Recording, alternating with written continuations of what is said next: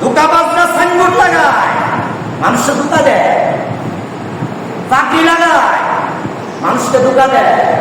ওই ধোঁকাবাজ এরাই বলে মুসলমানদেরকে ডিভাইডেড করেছে। ওই ধোঁকাবাজ কি ডিভাইডেড করেছে?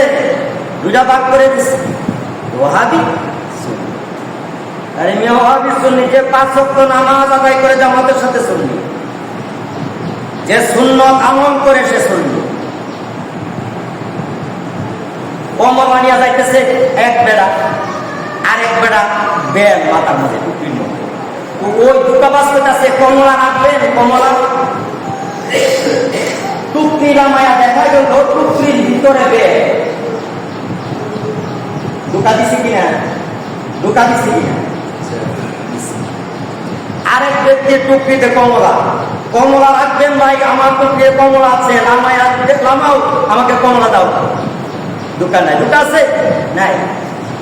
সুন্নত লেবাসে সুন্নত নাই, বডির মধ্যে সুন্নত নাই, নামাজ নাই, পীরের দরবারে ঘুরে, মাজারে মাজারে ঘুরে, মাজার পূজা করে।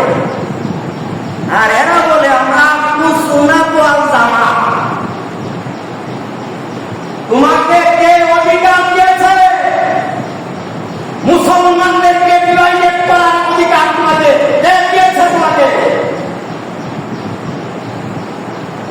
সাবধান মানি দিতেছি, সাবধান। মুসলমানের পরিচয় হচ্ছে ওয়া সাম্মাতুমুল মুসলিমিন ওয়া আবিকুম ইব্রাহিম। যারা আমার রাসূলের কারীম সাল্লাল্লাহু আলাইহি ওয়াসাল্লামকে শেষ নবী মানবে, যারা আমার ইব্রাহিম আলাইহিস সালামকে মুসলমান